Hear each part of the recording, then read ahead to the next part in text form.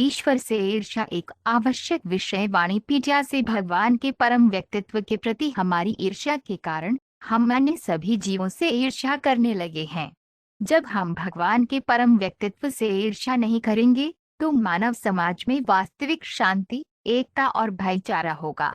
भगवान के प्रति हमारी ईर्ष्या के कारण हम इस भौतिक संसार में इंद्रिय संतुष्टि का स्वामी बनने के लिए कड़ी मेहनत करते हैं। भगवान के पास असीमित ऐश्वर्य है और इसलिए हम उनके जैसा बनना चाहते हैं। भगवान जैसा बनने की यह मानसिकता ही हमें जन्म और मृत्यु के चक्र में फंसाए रखती है। भगवान परम भोक्ता हैं और उनकी अनुमति के बिना घास का एक तीन का भी नहीं हिलता। इसलिए हमें भगवान के शाश्वत सेवक के रूप में अपनी संवैधानिक स्थिति को समझना चाहिए। श्रील प्रभुपाद की पुस्तकें, व्याख्यान, वार्तालाप और पत्र इस आवश्यक विषय की व्यापक प्रस्तुति प्रदान करते हैं, जैसा कि वाणी quotes and wills of God श्रेणी में देखा गया है। उनकी पुस्तकों का एक परिचय निम्नलिखित 10 उद्धरणों में दिया गया है। श्रील प्रभुपाद की पुस्तकों से उद्धरण प्रामाणिक आध्यात्मिक गुरुवार सदैव भगवान की अनन्य भक्ति सेवा में लगे रहते हैं। इस परीक्षण से उन्हें भगवान की प्रत्यक्ष अभिव्यक्ति और श्री नित्यानंद प्रभु का वास्तविक प्रतिनिधि माना जाता है। ऐसे आध्यात्मिक गुरुवार को आचार्य देव के नाम से जाना जाता है। ईर्ष्यालु स्वभाव से प्रभावित और इंद्रिय तृप्ति की प्रवृत्ति के कारण असंतुष्ट सांसारिक लोग वास्तविक आचार्य की आलोचना करते हैं।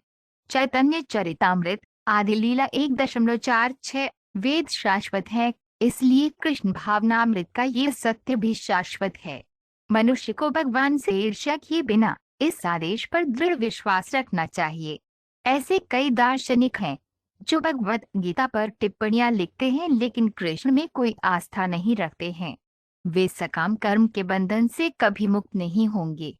लेकिन भगवान के शाश्वत आदेशों में दृढ़ विश्वास रखने वाला एक सामान्य व्यक्ति भले ही ऐसे आदेशों को निष्पादित करने में असमर्थ हो, कर्म के नियम के बंधन से मुक्त हो जाता है। भगवद गीता 3.31 मिथ्या अहंकार, शक्ति, अभिमान, काम और क्रोध से मोहित होकर राक्षस भगवान के परम व्यक्तित्व से ईर्ष्या करते हैं, जो उनके स्वयं के शरीर और दूसरों के शरीर में स्थित है और वास्तविक धर्म के खिलाफ निंदा करते हैं। आसुरी मनुष्य सदैव ईश्वर की श्रेष्ठता का विरोधी होने के कारण शास्त्रों पर विश्वास करना पसंद नहीं करता। वह धर्म ग्रंथों और भगवान के अस्तित्व दोनों से ईर्ष्या करता है। इसका कारण उसकी तथाकथित प्रतिष्ठा तथा उसके द्वारा धन एवं शक्ति का संचय करना है। वह नहीं जानता कि वर्तमान जीवन अगले जीवन की तैयारी है। भगवद गीता 16.18 हर कोई इस भौतिक संसार में सबसे महान व्यक्तित्व बनने की इच्छा रखता है। द्वेष का अर्थ है ईर्ष्या। जब कोई कृष्ण या भगवान के सर्वोच्च व्यक्तित्व से ईर्ष्या करता है तो वह सोचता है, कृष्ण ही सर्वस्व क्यों हैं? मैं भी कृष्ण के समान ही अच्छा हूँ। ये दो वस्तुएं, भगवान बनने की इच्छा और भगवान से ईर्ष्या, भौतिक बंधन का प्रारंभिक कारण है। जब तक किसी दार्शनिक, मोक्षवादी या शून्यवादी के मन में सर्वोच्च होने, सब कुछ होने या ईश्वर के अस्तित्व को नकारने की इच्छा है, तब तक कारण बना रहता है और उसकी मुक्ति का कोई सवाल ही नहीं है। श्रीमद्भागवत 3.27-20 भले ही बड़े बड़े विद्वान टिप्पणीकार हों, वे सभी भगवान कृष्ण से ईर्ष्या करते हैं। यहाँ तक कि सबसे विद्वान भी भगवत गीता पर बहुत गलत तरीके से लिखते हैं। चूंकि वे कृष्ण से ईर्ष्या करते हैं, इसलिए उनकी टिप्पणियां बेकार हैं। भगवान के भक्तों द्वारा दी गई टिप्पणियां प्रामाणिक हैं। ईर्ष्यालु होने पर कोई भी भगवत गीता की व्याख्या नहीं कर सकता या कृष्ण का पूर्ण ज्ञान नहीं दे सकता। जो व्यक्ति कृष्ण को जाने बिना उनके चरित्र की आलोचना करता है वह मूर्ख है।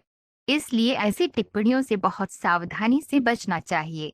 भगवद गीता 9.1 मूर्ख सांसारिक लोग वास्तव में श्री कृष्ण से ईर्ष्या करते हैं और उनका उपहास करते हैं क्योंकि वे अन्य सांसारिक लोगों के समान हैं। दर्शन के अनुभवजन्य दृष्टिकोण से संक्रमित ऐसे सांसारिक लोगों की विकृत मस्तिष्क में श्री कृष्ण के बारे में सच्चाई आसानी से प्रवेश नहीं करती है। लेकिन एक समर्पित व्यक्ति ईमानदारी से वही समझता है जो वास्तव में भगवत गीता के पन्नों में कहा गया है और वह कल्पना या अनुभवजन्य दार्शनिक दृष्टिकोण का सहारा नहीं लेता है। जिसे आमतौर पर आध्यात्मिक व्याख्या कहा जाता है। भगवान का संदेश, अध्याय 2। ये उन लोगों को नहीं सिखाया जाना चाहिए जो बहुत लालची हैं और पारिवारिक जीवन से बहुत अधिक जुड़े हुए हैं, न ही ऐसे लोगों को जो अभक्त हैं और जो भक्तों और भगवान के व्यक्तित्व से ईर्ष्या करते हैं। जो लोग हमेशा दूसरे जीवों का नुकसान पहुंचाने की योजना बनाते रहते हैं, संस्थाएं कृष्ण चेतना को समझने के योग्य नहीं हैं और भगवान की दिव्य प्रेम सेवा के दायरे में प्रवेश नहीं कर सकती हैं। श्रीमद्भागवत 3.32 40। मायावी ऊर्जा इच्छा और घृणा के द्वंद्व में प्रकट होती है। इच्छा और घृणा के कारण अज्ञानी व्यक्ति परमेश्वर के साथ एक होना चाहता है और भगवान के रूप में कृष्ण से ईर्ष्या करता है। शुद्ध भक्त, जो इच्छा और घृणा से भ्रमित या दूषित नहीं है, समझ सकते हैं कि भगवान श्री कृष्ण अपनी आंतरिक शक्तियों से प्रकट होते हैं। लेकिन जो लोग द्वंद्व और अज्ञानता से भ्रमित हैं, वे सोचते हैं कि भगवान का निर्माण भौतिक ऊर्जाओं द्वारा किया गया है। भगवद गीता 7.27।